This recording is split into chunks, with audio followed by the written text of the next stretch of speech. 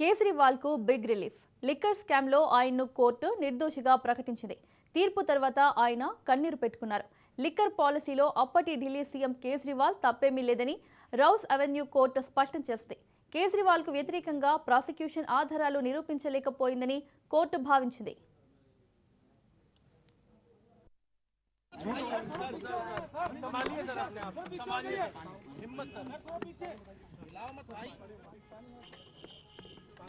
ये केजरीवाल भ्रष्ट नहीं है।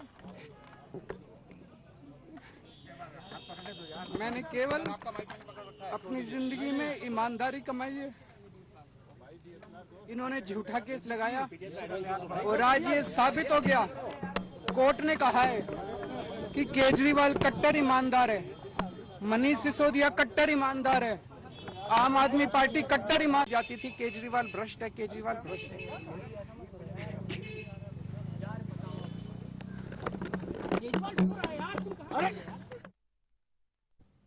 ఢిల్లీ లిక్కర్ స్కామ్ కేసులో క్లీన్ చీట్ లభించిన అనంతరం ఢిల్లీ మాజీ సీఎం అరవింద్ కేజ్రీవాల్, బీజేపీ ప్రధాని మోడీ, హోంమంత్రి అమిత్ షాలపై తీవ్రస్థాయిలో విరుచుకుపడ్డారు. ఆప్ని నాశనం చేసేందుకే కుట్ర పన్నారని ఆరోపించారు. దమ్ముంటే ఢిల్లీలో వెంటనే అసెంబ్లీ ఎన్నికలు నిర్వహించి ప్రజాభిప్రాయం తెలుసుకోవాలని కేంద్రానికి సవాల్ విసిరారు. తప్పుడు కేసులో తనను ఆప్ నేతలను ఇరికించినందుకు మోదీ, షా ద్వయం ఢిల్లీ ప్రజలకు క్షమాపణ చెప్పాలని ఆయన డిమాండ్ చేశారు. ఇదొక తప్పుడు, కల్పిత, పూర్తిగా నిరాధారమైన కేసని, అందుకే న్యాయ విచారణలో నిలవలేకపోయిందని అన్నారు. मनीष सिसोदिया मैंने जिंदगी में केवल ईमानदारी कमाई है, मैंने जिंदगी में केवल इज्जत कमाई है, एक नया पैसा नहीं कमाया मैंने अपनी जिंदगी में। इन लोगों की तरह नहीं हूं मैंने जिंदगी में एक नया पैसा नहीं कमाया, केवल ईमानदारी कमाई है और ये उस ईमानदारी के ऊपर चोट करना चाहते थे, उसके लिए इन्होंने षड्यंत्र रचा था। आज कोर्ट के ऑर्डर के बाद ये साबित हो गया देश के सामने, केजरीवाल कट्टर ईमानदार है, मनीष सिसोदिया कट्टर ईमानदार है, संजय सिंह कट्टर ईमानदार है, दुर्गेश कट्टर ईमानदार है, आम आदमी पार्टी कट्टर ईमानदारी है। हम नहीं कह रही है, कोर्ट ने सारे देश के सामने बोला है। कई लोग ये कहते हैं जेल से आने के बाद केजरीवाल चुप क्यों हो गया, केजरीवाल गायब हो गया, केजरीवाल कहाँ गया। मैं कोई नेता नहीं हूँ, मैं कोई पॉलिटिशियन नहीं हूँ। पॉलिटिशियन को फर्क नहीं पड़ता, उनको चार गाली दे दो मोटी चमड़ी होती है उनकी। मैंने जिंदगी में केवल ईमानदारी कमाई है। मेरे को जब कोई बेईमान बोलता है मुझे फर्क पड़ता है, मेरे को जब जेल भेजा जाता है, मेरे परिवार के ऊपर ताने मारे जाते हैं, मेरे को फर्क पड़ता है, केजरीवाल को फर्क पड़ता है। इसलिए मैंने तय किया था कि जब सारे देश के सामने मैं निर्दोष साबित हो जाऊंगा तब तक मैं चुप रहूंगा। आज मेरे दिल से बहुत बड़ा बोझ उतर गया। मैंने जिंदगी में केवल ईमानदारी कमाई है। దేశవ్యాప్తంగా సంచలనం సృష్టించిన ఢిల్లీ మద్యం విధానం కేసులో తెలంగాణ జాగృతి అధ్యక్షురాలు కవితకు భారీ ఊరట లభించింది. కవితపై సిబిఐ నమోదు చేసిన అన్ని అభియోగాలను కొట్టివేస్తూ ఢిల్లీలోని రౌస్ అవెన్యూ కోర్టు సంచలన తీర్పు వెలువరించింది. కవితపై సిబిఐ మోపిన ఆరోపణలన్నింటినీ కోర్టు తోసిపుచ్చింది. ఈ కేసులో ఆమెకు పూర్తి స్థాయిలో క్లీన్ చీట్ ఇస్తున్నట్లు ప్రకటించింది. అదేవిధంగా కవితతో పాటు ఈ కేసులో నిందితులుగా ఉన్న మరో 23 మంది తప్పు చేశారని చెప్పడానికి ఎటువంటి పక్కా సాక్ష్యాధారాలు లేవని కోర్టు స్పష్టం చేసింది.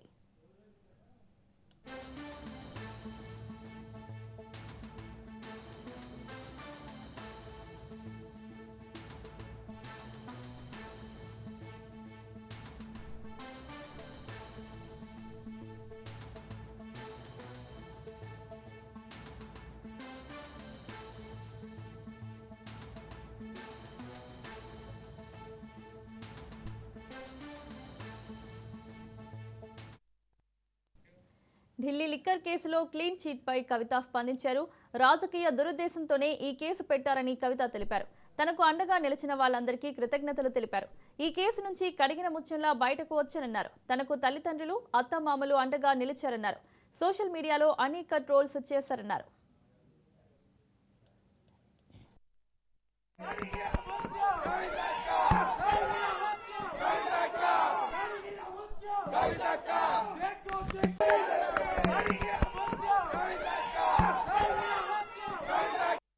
I have 100 times said that we have nothing to do with this case. This is a politically motivated case. As a part of political vendetta, this case has been put on the opposition parties, and I am thankful to the judiciary. They have upheld our faith in the judiciary of this country, and today judiciary has cut through this entire web of lies They've seen right through it, and very transparently judiciary today has upheld our beliefs, and we are very, very, very thankful to the judiciary. And once again I want to say, through the difficult times, many of Jagruti Karyakartas came to Delhi. The poorest of the poor Karyakartas stood with me. My family stood with me. My kids have become more and more stronger with a greater resolve for me to serve the public, and I'm very, very thankful to everybody who stood by me in that difficult situation. Once again I want to say only one thing, that this was a web of lies, and the judiciary has cut right through it with this. See, fundamentally, not only me, KCR Garu himself has time and again said that this is a vendetta on BRS party, this is a vendetta on KCR Garu. That has been reflected on Kavita, and I have also time and again said it is a false case, it is a politically motivated case, and as I said, judiciary has seen through the web of lies, cut through them. But here the point is, like the brother has asked, who will account for the time that I lost with my kids? Who will account for the time that I've lost with my family? I have 100. Liquor case వల్ల తన ఫ్యామిలీకి తీవ్ర నష్టం జరిగిందన్నారు కవిత. ఈ కేసులో clean cheat వచ్చినందుకు న్యాయ వ్యవస్థకు ధన్యవాదాలు తెలిపారామె. మీరిచ్చిన బలంతోనే జైల్లో 5.5 నెలలు గడిపానని గుర్తు చేశారు. ఇక 2 నెలల్లో కొత్త పార్టీ పెట్టబోతున్నానని, దేవుడి ఆశీర్వాదంగానే ఈ తీర్పు వచ్చిందని భావిస్తున్నానన్నారు కవిత. పార్టీ పెట్టబోయే 2 నెలల ముందు తీర్పు రావడం మంచి పరిణామమని, తనకు ప్రకృతి సహకరిస్తుందన్నారు.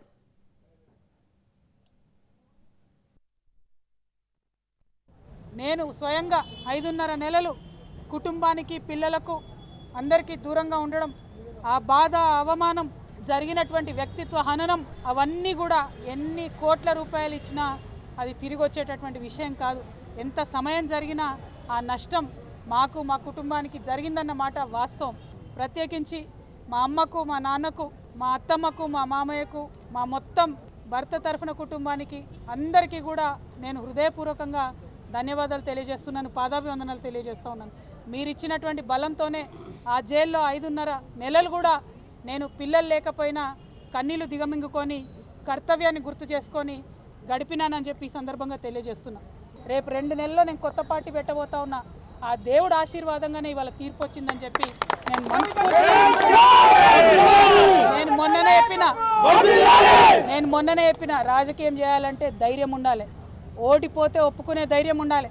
నిజామాబాద్లో నేను ఓడిపోయినాడు ఒకటే మాట చెప్పిన, ప్రజలు ఇచ్చిన ఏ తీర్పునైనా శిరసావిస్తా అని చెప్పిన తప్పితే కారణాలు వెతకలేదు. న్యాయం గెలిచింది, దేవుడు దీవిస్తున్నాడు, అర్థమవుతుంది. ప్రకృతి మమ్మల్ని సహకరించి ముందుకెళ్ళమని ఇవాళ ఆశీర్వాదం ఇచ్చినట్టు అనిపిస్తుంది. 2 monthsలో పార్టీ పెట్టబోతున్న తరుణంలో కేసు సాల్వ్ అవడం ఏంటి, ఈ తీర్పు రావడం ఏంటి?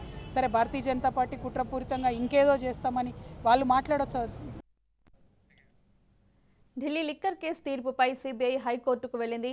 రౌస్ అవెన్యూ కోర్టు తీర్పును సవాల్ చేస్తూ ఢిల్లీ హైకోర్టులో సిబిఐ పిటిషన్ దాఖలు చేసింది. కేజ్రీవాల్, సిసోడియా, కవితకు rows avenue court clean cheat ఇచ్చింది. పలు ఆధారాలను సిబిఐ ట్రయల్ కోర్టు పరిగణలోకి తీసుకోలేదని స్పష్టం చేసింది.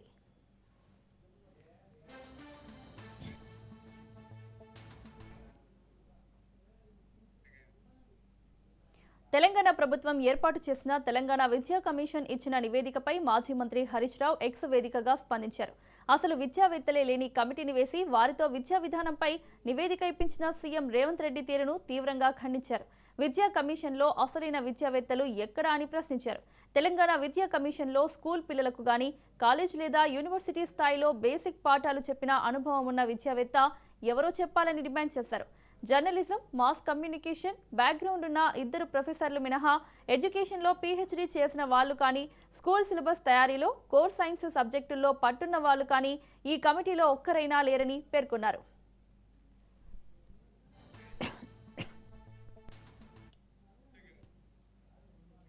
ఢిల్లీ లిక్కర్ కేసు క్లీన్ చీట్పై బీఆర్ఎస్ వర్కింగ్ ప్రెసిడెంట్ కేటీఆర్ స్పందించారు. మద్యం కుంభకోణం కేసు పేరుతో కేజ్రీవాల్ నేతృత్వంలోని ఆ ప్రభుత్వాన్ని కూల్చారన్నారు. ఢిల్లీ లిక్కర్ కేసు ప్రభావం అసెంబ్లీ, పార్లమెంట్ ఎన్నికల్లో బీఆర్ఎస్ పై పడిందన్నారు కేటీఆర్. రాజకీయ కుట్రలో భాగంగా ఈ కేసు అని కోర్టు ద్వారా బహిర్గతమైందన్నారు. ఇక ఈ కేసులో కవితకు న్యాయం దక్కిందని, కాంగ్రెస్, బీజేపీ కుట్రలు తేటతెల్లమయ్యాయన్నారు.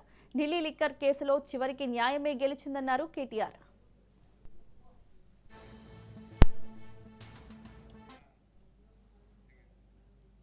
ఎర్రవల్లి ఫామ్ హౌస్ లో కేసీఆర్ తో కేటీఆర్ సమావేశమయ్యారు. రాజ్యసభ ఎన్నికల్లో బీఆర్ఎస్ పోటీ చేస్తుందా లేదా అనే దానిపై సస్పెన్స్ కొనసాగుతుంది. మార్చి 5వ తేదీతో రాజ్యసభ ఎన్నికల నామినేషన్లకు చివరి తేదీ ఉండడంతో సమాలోచనలు చేస్తున్నారు. ప్రస్తుతం బీఆర్ఎస్ పార్టీకి 27 మంది ఎమ్మెల్యేలు ఉన్నారు. బీఆర్ఎస్ నుంచి కాంగ్రెస్ పార్టీలో 10 మంది ఎమ్మెల్యేలు చేరారు. కాంగ్రెస్ లో చేరిన ఎమ్మెల్యే గూడెం అసంతృప్తిగా ఉన్నారు. పార్టీ మారిన ఎమ్మెల్యేలను ఇరుకున పెట్టాలని గులాబీ పార్టీ భావిస్తుంది. ఎమ్మెల్యేలకు విప్ జారీ చేస్తే పార్టీ మారిన ఎమ్మెల్యేలు ఎవరికి ఓటు వేస్తారో తెలుస్తుందని గులాబీ పార్టీ యోచిస్తుంది. మైనార్టీ అభ్యర్థిని బరిలో దించే యోచనలో బీఆర్ఎస్ ఉన్నట్లు సమాచారం. బీఆర్ఎస్ అధినేత కేసీఆర్తో కేటీఆర్ ఇతర బీఆర్ఎస్ నేతలు చర్చిస్తున్నారు.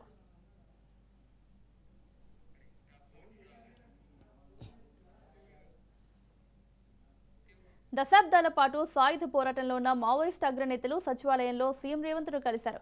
తాము భవిష్యత్తులో ప్రజాస్వామ్య పద్ధతుల్లో రాజకీయ ప్రయాణం చేయబోతున్నట్లు నేతలు సీఎంకు వివరించారు. లొంగిపోయిన నేతలకు ప్రభుత్వం ప్రకటించిన పునరావాస ప్యాకేజీలు, వారికి మరియు వారి కుటుంబాలకు కల్పించాల్సిన భద్రతపై ముఖ్యమంత్రితో చర్చలు జరిపారు.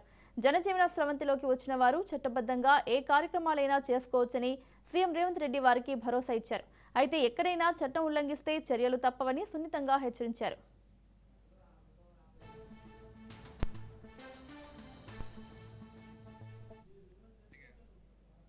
ఎమ్మెల్యేల ఫిరాయింపులపై తెలంగాణ స్పీకర్ ప్రసాద్ విచారణ చేపట్టారు.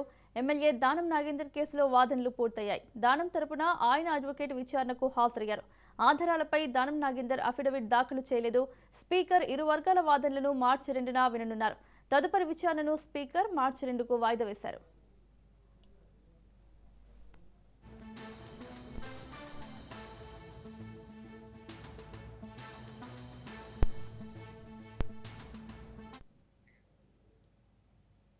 సంగారెడ్డి జిల్లాలో ఇటీవల మున్సిపాలిటీ ఎన్నికల్లో గెలిచిన కౌన్సిలర్లతో కలిసి బీజేపీ రాష్ట్ర అధ్యక్షుడు రామచంద్రరావు ఉజ్జయిని మహంకాళి అమ్మవారిని దర్శించుకున్నారు.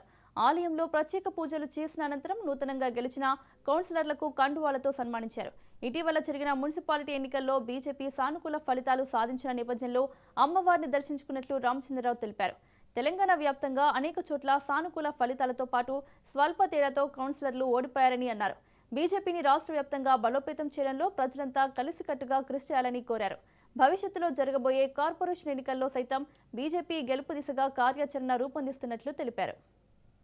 రాష్ట్ర వ్యాప్తంగా అనేక ప్రాంతాల్లో భారతీయ జనతా పార్టీకు మంచి ఒక పరిణామాలు వచ్చినటువంటి ఒక పరిస్థితిలో మాకు మొట్టమొదటిసారిగా సంగారెడ్డి జిల్లాలో అనేక ప్రాంతాల్లో ఫస్ట్ టైం బీజేపీ గెలిచినటువంటి ప్రాంతాలు ఉన్నాయి. మొత్తం జిల్లాలో 16 పైగా కౌన్సిలర్స్ గెలిచినాము. మళ్ళీ వాళ్ళందరూ కూడా ఇక్కడ ఈరోజు మహంకాళి ఒక దేవి అనుగ్రహానికి వచ్చారు. రానున్న రోజుల్లో తెలంగాణలో ప్రజలు సుభిక్షంగా ఉండాలి, సస్యశ్యామలంగా ఉండాలి, దాంతో పాటు పార్టీ కూడా పెరగాలి అనేటటువంటి ఆలోచనతో మన కరీంనగర్ కార్పొరేటర్స్ అందరూ కూడా మహాకాళి భాగ్యలక్ష్మి టెంపుల్, ఈ రోజు సంగారెడ్డి జిల్లా సంబంధించిన వాళ్ళు మహాకాళి టెంపుల్స్ గాను రావడం జరిగింది. మన అంజిరెడ్డి గారు ఎమ్మెల్సీ గారు, అదేవిధంగా గోదావరి గారు జిల్లా అధ్యక్షురాలు, మరి అదేవిధంగా విజయపాల్ రెడ్డి గారు మాజీ ఎమ్మెల్యే, రాజేశ్వర్ దేశపాండే గారు, సుభాష్ రెడ్డి గారు, వీరందరూ కష్టపడి ఈ రోజు ఇక్కడ పార్టీని గెలిపించే ప్రయత్నం చేశారు, కష్టపడ్డారు. తెలంగాణ రాష్ట్ర వ్యాప్తంగా అనేక ప్రాంతాల్లో భారతీయ జనతా హైదరాబాద్ ఎవరు ఊహించని విధంగా అభివృద్ధి చెందుతోందని కేంద్ర మంత్రి కిషన్ రెడ్డి అన్నారు. సికింద్రాబాద్ నియోజకవర్గంలో పర్యటించిన కిషన్ రెడ్డి ప్రజల సమస్యలు అడిగి తెలుసుకున్నారు. మౌలిక సౌకర్యాల కల్పనలో గత ప్రభుత్వం, ఈ ప్రభుత్వం కూడా ఎక్కడ వేసిన గొంగళి అక్కడే అన్న చందంగా మారిందని ఆరోపించారు. నీటి సమస్య, డ్రైనేజ్ సమస్య అని అలాగే ఉన్నాయని, వీధి దీపాల కోసం కార్పొరేటర్లు ధర్నా చేసే దుస్థితి ఏర్పడిందని కిషన్ రెడ్డి దుయ్యబట్టారు. మెట్రోను కిషన్ రెడ్డి అడ్డుకుంటున్నారని సీఎం ఆరోపిస్తున్నారు. 2 ఏళ్లు కాలయాపన చేసి ఇప్పుడు పంపించారని తెలిపారు. మెట్రో 3వ దశకు ప్రధాని మోదీ సానుకూలంగా ఉన్నారని కిషన్ రెడ్డి స్పష్టం చేశారు.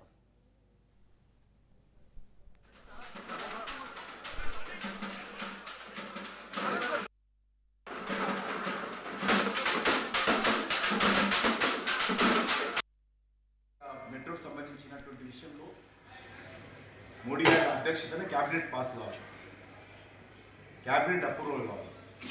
అంతవరకు లేనేలేదు. ఇంతవరకు డీటెయిల్ ప్రాజెక్ట్ రిపోర్ట్ లేనప్పుడు కానీ తెల్లకాగితం మీద మెట్రో ఎవరు, తెల్లకాగితం మీద రేవంత్ రెడ్డి ఉత్తరం చూస్తే ఢిల్లీలో మెట్రో రాదు. సరైనటువంటి కార్యాచరణ ప్రణాళిక రూపొందించి, బడ్జెట్ రూపొందించి, డిపిఆర్ తయారు చేసి ఢిల్లీకి రావాలా. ఆ యొక్క డిపిఆర్ ఇక్కడ జిహెచ్ఎంసీ అప్రూవల్ చేయాలా, అప్రూవల్ కేంద్రంకి వస్తుంది, కేంద్రం వెట్టింగ్ చేస్తుంది, వెట్టింగ్ చేసిన తర్వాత కేంద్ర ప్రభుత్వం కేంద్ర క్యాబినెట్ అప్రూవల్ కావాలా. ఆ తర్వాత కేంద్రం చెవిటని అందిస్తుంది. కానీ ఊరికే గాయమాట నేను కిషన్ రెడ్డిని విమర్శించాలి కాబట్టి, బీజేపీని విమర్శించాలి కాబట్టి, మోడీ గారిని విమర్శించాలి కాబట్టి నేను ఒకటే అడుగుతా ఉన్నాను. నువ్వు సంవత్సరం నుంచి అంటున్నావు కదా కిషన్ రెడ్డి ఆపుతుందని, మరి నిన్న మొన్నటి దానికి ఎందుకు క్యాబినెట్లో అప్రూవల్ అయిందో చెప్పాలి. కాంగ్రెస్ ప్రభుత్వంపై కేంద్ర మంత్రి బండి సంజయ్ ఆగ్రహం వ్యక్తం చేశారు. కేంద్రం ఇండ్లు కట్టడంలో పోటీ పడుతుంటే రేవంత్ సర్కార్ పేదల ఇండ్లను కూల్చడంలో పోటీ పడుతున్నారని ఆయన విమర్శించారు. కూల్చివేతలు తప్ప కాంగ్రెస్ ప్రభుత్వం సాధించిందేమిటి అని ఆయన ప్రశ్నించారు. అవసరానికి సహాయం చేయాలని చెప్పి రాష్ట్ర ముఖ్యమంత్రి గారికి ఉండదు. వాళ్ళ ఆలోచనల్లో ఎన్నికల ప్రశ్నప్పుడు వేయాలి, ఓట్లు తీసుకోవాలి. ఎన్నికల సమయంలో రైతు భరోసా ఇవ్వాలి, లేకుంటే టీచర్లకు డిఏ ఒకటి ఇవ్వాలి, ఏదో ఒక హామీ సెట్ ఇవ్వాలి, ఓట్లు తెలుసుకోవాలి. ఓట్లు అయిపోయినాక మళ్ళీ ఇక లాపత్తలు కూడా మళ్ళీ ఎరిగా ఇప్పుడు సర్పంచ్ అయిపోయినాయి, మున్సిపల్ ఎలక్షన్స్ అయిపోయినాయి, ఇప్పుడు జెడ్పీటీసీ ఎంపీటీసీ ఎన్నికలు ఉన్నాయి. ఈ ఒక జెడ్పీటీసీ ఎంపీటీసీ ఎన్నికలు వేస్తారంటే నాకు తెలిసి ఇస్తారా వచ్చి ఇస్తారో అది కూడా ఇది ఒకటే వార్తలు పెడతారు ప్రజలు, దాని ఏం అనుమానం లేదు కదా. మరి ఇప్పుడు జెడ్పీటీసీ ఎంపీటీసీ ఎన్నికలు పెట్టే ఆలోచన ప్రభుత్వం లేదు కాబట్టి ఇప్పుడు ఏడిగా ఇప్పుడు వేస్తానా మాట విషయం ఇస్తారు కావచ్చు. ఇప్పుడు ఏడిగా మళ్ళీ ఎన్నికలు వస్తే మళ్ళీ రైతు భరోసా అని చెప్పి మళ్ళీ ఒక విడిచేస్తారు. నెక్స్ట్ ఏడిగా మరి ఉద్యోగాలు ఇవ్వకుండా మాకు కోట్లు వేసిర్రు, 2,500 రూపాయలు ఇవ్వకుండా మాకు కోట్లు వేసిర్రు, 4,000 రూపాయలు ఆసరా పెన్షన్ ఇవ్వకుండా మాకు కోట్లు వేసిర్రు. ఒక అహంకారము ఇలా కాంగ్రెస్ పార్టీ ప్రభుత్వం లోపల వచ్చేసింది. కూల్చివేతల ప్రభుత్వం ఇది. ఇలా ప్రజలందరూ తెలంగాణలో రాష్ట్ర ప్రజలందరూ కూడా కష్టపడి చిన్న చిన్న ఇండ్లు కట్టుకున్న ప్రజలందరూ కూడా ఇబ్బంది పడుతున్నారు. మా ఇల్లు ఉంటుందా కూలుతుందా, ఎప్పుడు ఏం కట్టించి ఏం కూల్స్తారో తెలియదు. ఇలా భూదాన్ భూములు అంటున్నారు. అసలు రాష్ట్ర ప్రభుత్వము ఆడ కట్టుకున్నది పెద్ద పెద్ద బిల్డింగ్ లేదు, పేదోళ్లే కట్టుకున్నది. నువ్వు పేదోళ్ళకి ఇదే రాష్ట్ర ముఖ్యమంత్రి గారు ఏమన్నారు, గతంలో బీఆర్ఎస్ పార్టీ ప్రభుత్వం కూల్స్తే పాపం తగులుతుంది మీకు, కూల్చి పేదోళ్ళు ఇల్లు కూల్స్తారా, కట్టుకుంటప్పుడు ఏం బీకిరు మీరు అన్నాడు రాష్ట్ర ముఖ్యమంత్రి గారు. కట్టుకుంటప్పుడు ఏం బీకిరు మీరు, ఇప్పుడు కూల్స్తారా అన్నాడు. నేను ఇప్పుడు అడుగుతున్నా, ఇప్పుడు కూల్చడానికి కారణమేంది? ముఖ్యమంత్రిగా లేనప్పుడు ఒక మాట, ముఖ్యమంత్రి ఉన్నప్పుడు ఒక మాట. ఇలా కాస్ట్లీ భూములు అంటే కాస్ట్లీ భూములు పేదోళ్ళు వాళ్ళు కాస్ట్లీ భూమి అని వేసుకోలే, వాళ్ళు విల్లు కట్టుకోలే, ఎప్పటి నుంచో తరతరాల నుంచి వాళ్ళు ఉంటున్నారు. వాళ్ళ ఇల్లు కూర్చోడానికి కారణం ఏంది? ఏదో మీకు ఉండాలి కదా, ఏదో ఉండాలి కదా, మీ ఆలోచన ఏంది? ఏం లేదు, కబ్జాలు చేస్తా దాన్ని అలా మంత్రులు. అమరావతిలో ముఖ్యమంత్రి కార్యాలయంలో సీఎం చంద్రబాబును తెలంగాణ డిప్యూటీ సీఎం భట్టి విక్రమార్క, మంత్రి శ్రీధర్ బాబు కలిశారు. మార్చి 5వ తేదీన హైదరాబాద్లో జరిగే తన కుమారుడు సూర్య విక్రమాదిత్య వివాహ కార్యక్రమానికి సీఎం చంద్రబాబును ఆహ్వానించారు. సీఎంతో పాటు స్పీకర్ అయ్యన్న పాత్రుడికి ఆహ్వాన పత్రికను అందజేశారు.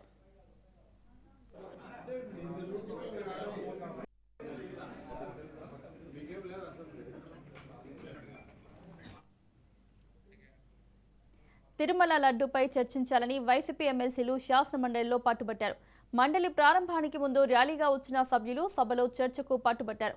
మండలి వాయిదా పడడంతో చైర్మన్ పోడియం ముందు కూర్చొని నిరసన వ్యక్తం చేశారు. తిరుమల లడ్డూ విషయంలో నిజానిజాలు ప్రపంచానికి తెలియాలని, వైసీపీని బదనం చేస్తున్న కూటమి ప్రభుత్వ కుట్రలు బయటపడాలని ప్రతిపక్షం స్పష్టం చేసింది. శాసనమండలి వాయిదా తర్వాత కూడా వైసీపీ ఎమ్మెల్సీల నిరసన కొనసాగింది. తిరుమల లడ్డూ అంశంపై ప్రభుత్వం పారిపోయిందంటూ నినాదాలు చేశారు.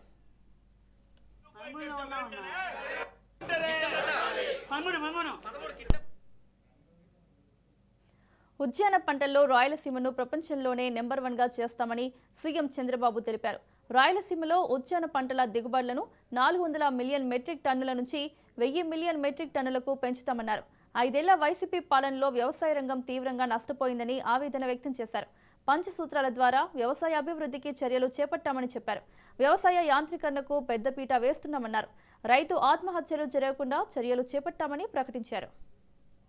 అభివృద్ధి చేసి ఇంత మునుపు మాయమాటలు చెప్తే ₹1.50 యూనిట్ కరెంట్ ఇచ్చి మళ్ళీ అక్వాని రివైవ్ చేసిన ఘనత ఎన్డీఏ ప్రభుత్వానికి దక్కిందని చెప్పి కూడా నేను మీకు తెలియజేస్తున్నాను. దీంతో నాకు ఏమాత్రం అనుమానం లేదు. ఇప్పుడు మీరు చూసే చేపల ఉత్పత్తిలో 29%, రొయ్యల ఉత్పత్తిలో 75% మన దగ్గరనే ఉంది. రేపు రాబోయే రోజుల్లో అమెరికాలో కూడా మనం నిన్న మొన్న మీరు చూసినప్పుడు ట్రేడ్ డీల్లో అక్వాకల్చర్కి మళ్ళా టారిఫ్ కూడా తగ్గించే పరిస్థితికి వచ్చారు. దీనివల్ల నాకు అనుమానం లేదు, ఆంధ్రప్రదేశ్ ప్రపంచానికే ఒక హబ్గా, అక్వాకల్చర్ హబ్గా కూడా తయారవుతుందని చెప్పి నేను మీకు తెలియజేస్తున్నాను.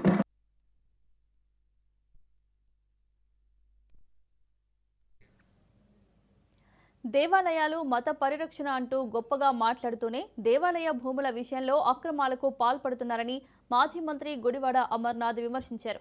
సనాతనం, లడ్డూ పేరు చెప్పి మతాల మధ్య రాజకీయం చేయడం కూటమి ప్రభుత్వానికి తగదని అన్నారు. విశాఖపట్నం అనకాపల్లి నడిబొడ్డున ఉన్న కన్యకా పరమేశ్వరి దేవాలయ భూములను ప్రైవేటు వ్యక్తులకు కేటాయించేందుకు ప్రయత్నిస్తుందని ఆరోపించారు. దేవస్థానం ఆధీనంలో ఉన్న భూముల విలువ 100 కోట్ల రూపాయలు ఉంటుందని అన్నారు. దేవాలయ భూముల్ని ప్రైవేటు పరం చేస్తే సహించేది లేదని ప్రభుత్వాన్ని హెచ్చరించారు అమర్నాథ్.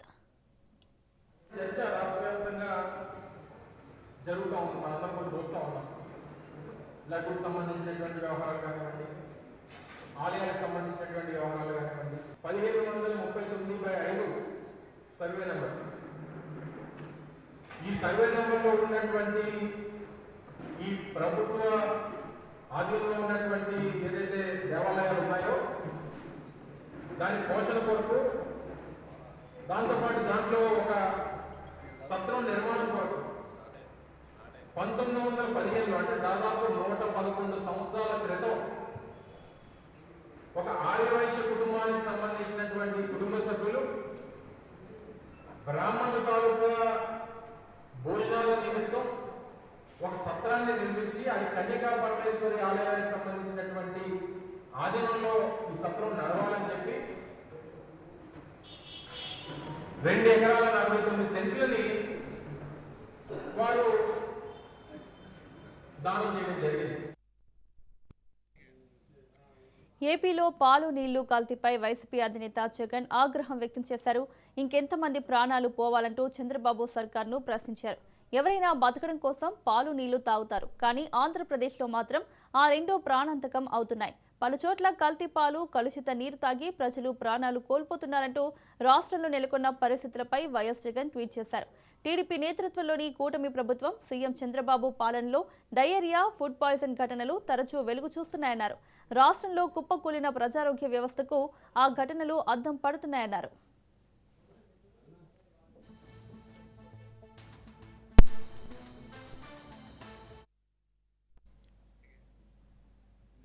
కోవూరులో మైనర్ బాలికపై జరిగిన అత్యాచారం, హత్యను ఖండించడమే నేరమని కాకాని గోవర్ధన్ రెడ్డి ప్రశ్నించారు.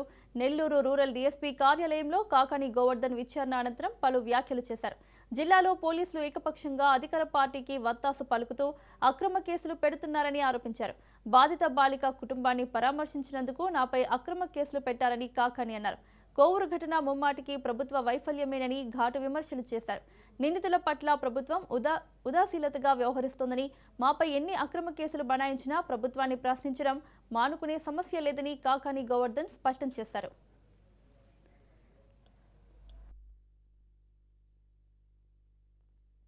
ఇటీవల గుమ్మళ్ళ దెబ్బ కాలనీలో ఒక మైనర్ బాలిక మీద అఘాయిత్యం జరిగింది. దానికి సంబంధించి ఆ తర్వాత ఆ బాలిక మృతి చెందడం, వైఎస్ఆర్ కాంగ్రెస్ పార్టీ నాయకులు కలిసి ఆ కుటుంబాన్ని పరామర్శించడానికి అక్కడికి వెళ్ళడం జరిగింది. మేము వెళుతున్నటువంటి నేపథ్యంలో కొంతమంది తెలుగుదేశం పార్టీకి సంబంధించినటువంటి వాళ్ళు మమ్మల్ని అడ్డుకోవాలనేటువంటి ప్రయత్నం చేయడం, వేటిని మేము లెక్క చేయకుండా నేరుగా బాధిత కుటుంబాన్ని పరామర్శించి రావడం జరిగింది.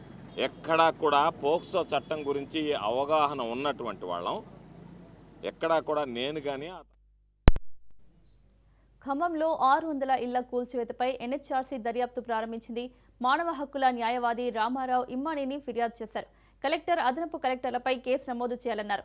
బాధిత కుటుంబాలకు న్యాయం ఎప్పుడన్నారు. భూదాన్ భూములపై గతంలో స్టేటస్ కో విధించింది తెలంగాణ హైకోర్టు. న్యాయస్థానం భూదాన్ ప్రాథమిక ఉద్దేశం పేదలకు భూములు, పేదలు ఇల్లు కట్టుకున్న భూములపై నిషేధం లేదన్నారు. పేదల ఇల్లు కూలగొడుతూ విధ్వంసం సృష్టిస్తున్న సర్కార్, కలెక్టర్, అడిషనల్ కలెక్టర్పై చర్యలు తీసుకునే విధంగా ఆదేశించారన్నారు. బాధిత కుటుంబాలకు 25 లక్షల చొప్పున పరిహారం చెల్లించాలని అన్నారు రామారావు.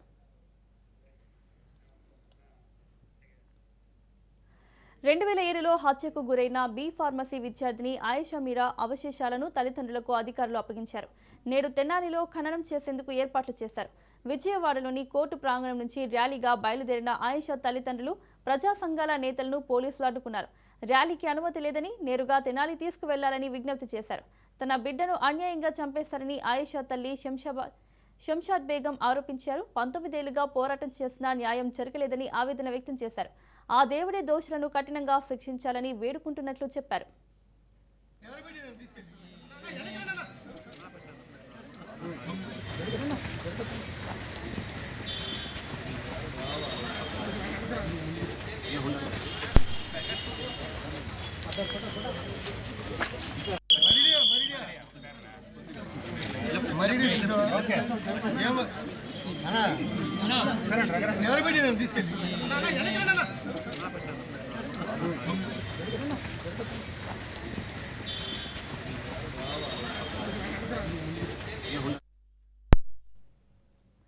తమిళనాడు రాజకీయాల్లో సంచలనం. అన్నా డీఎంకే అగ్రనేత మాజీ ముఖ్యమంత్రి పన్నీర్ సెల్వం డీఎంకేలో చేరారు. సీఎం స్టాలిన్ సమక్షంలో పన్నీర్ సెల్వం డీఎంకేలో చేరారు.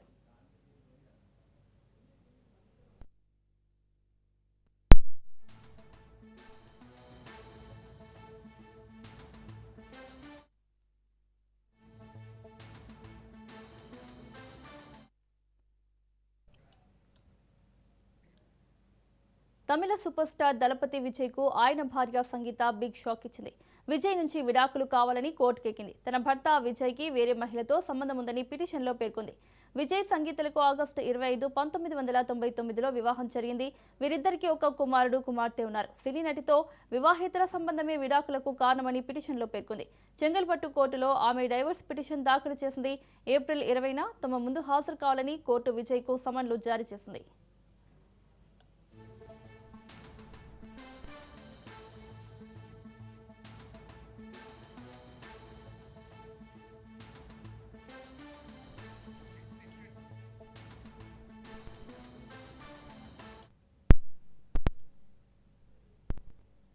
పశ్చిమ బెంగాల్ రాజధాని కోల్కతాలో భూకంపం సంభవించింది. కోల్కతాతో పాటు రాష్ట్రంలోని పలు ప్రాంతాల్లో బలమైన భూ ప్రకంపనలు చోటు చేసుకోవడంతో జనం భయాందోళనలకు గురయ్యారు. ఒక్కసారిగా భూమి కంపించడంతో ఇళ్లలో ఉన్నవారు, కార్యాలయాల్లో పనిచేసే సిబ్బంది రోడ్ల మీదకు పరుగులు తీశారు. భూకంపం తీవ్రత రిక్టర్ స్కేల్పై భూకంప తీవ్రత 5.0గా నమోదైంది. ఈ భూకంప కేంద్రం పొరుగు దేశమైన బంగ్లాదేశ్లో ఉన్నట్లుగా ప్రాథమికంగా తెలుస్తోంది. కోల్కతాతో పాటు పశ్చిమ బెంగాల్లోని సరిహద్దు జిల్లాల్లో కూడా భూమి కంపించినట్లుగా నివేదికలు అందుతున్నాయి. తాజా సమాచారం ప్రకారం ఎక్కడా ప్రాణ నష్టం లేదా భారీ ఆస్తి నష్టం ప్రకటన వెలువడలేదు. అధికారులు పరిస్థితిని ఎప్పటికప్పుడు సమీక్షిస్తున్నారు.